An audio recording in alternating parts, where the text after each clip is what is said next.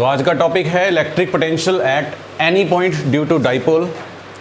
ना तो point equatorial पे होगा और ना ही पॉइंट एक्सियल पे होगा, ये कहीं पे भी होगा। तो मैं एक डायग्राम बनाता हूँ सबसे पहले। तो minus Q plus Q with the center O, ठीक है। और इस पॉइंट पे हमें कहीं इलेक्ट्रिक फील्ड, इलेक्ट्रिक पोटेंशियल निकालना है, ठीक है। तो अभी हम क्या करते हैं कि ये डिस्टेंस हम मान लेते हैं R2 और ये डिस्टेंस मान लेते हैं हम पॉइंट का R1।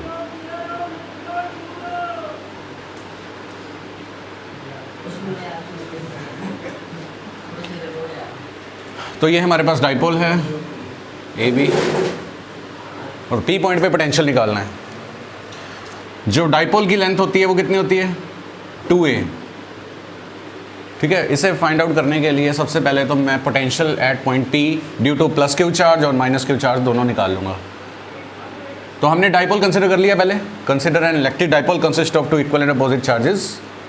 कितने charges minus Q and plus Q, separated by small distance 2a having centre O, और O से P पॉइंट कितनी दूरी पे है, R दूरी पे है। Now potential at point P due to minus Q charge is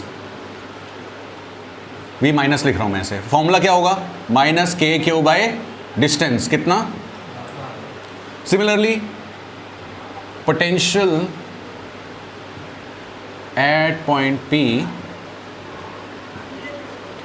due two plus Q charge, उसको मैं V प्लस लिख लेता हूँ, के क्यू बाय R2। अब एक पॉइंट पे दो पोटेंशियल आ रहे हैं, दोनों डायरेक्टली ऐड होंगे क्योंकि ये स्केलर क्वांटिटी है। तो नेट पोटेंशियल कितनी आ गई P पॉइंट पे, नहीं रे नहीं, R1 और R2 अलग अलग हैं। Net potential at P is, plus वाले को पहले लिख लेते हैं, ठीक है। और यहाँ आ जाएगा 1/R2 माइनस 1/, हम इसका एलसीएम लेते हैं, के Q R1 minus R2 upon R1 R2। यहाँ तक पहुँच गए हम। लेकिन आपको पता है डाइपोल जब हम यूज़ करते हैं तो डाइपोल मोमेंट भी आता है P क्यू इंटू 2a, ऐसा कुछ आया है इस बार। डायग्राम पे वापस चलते हैं। B पॉइंट से इस लाइन के ऊपर एक परपेंडिकुलर ड्रॉ करो, ठीक है। Draw perpendicular from point B।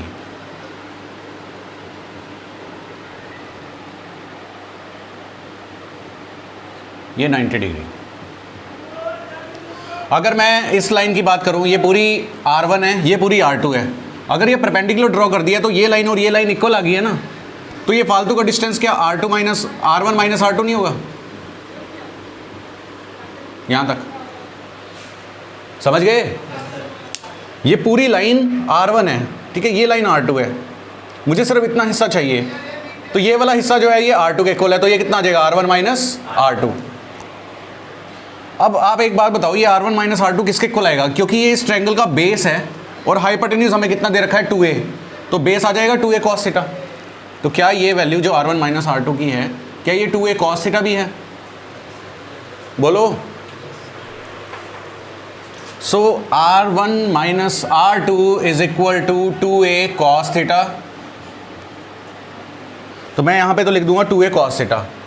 और अगर पॉइंट बहुत दूरी पे है तो P, जब P पॉइंट अगर डाइपोल से दूर हो, जैसा होता है, ऐसा न्यूमेरिकल्स में ऐसा होता है, तो जो R1 और R2 हैं वो दोनों आपस में अप्रॉक्सीमेटली क्या होंगे, same, if P is far away.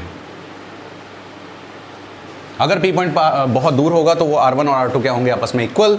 अब आप एक चीज़ देखिए यहाँ पे, V इज इक्वल टू के क्यू, R1 माइनस R2 की जगह मैं क्या लिखूंगा, 2a cos थीटा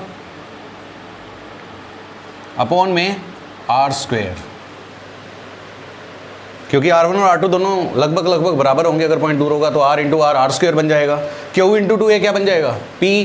तो हमारा जो रिजल्ट आएगा दैट इज के P cos theta upon R square.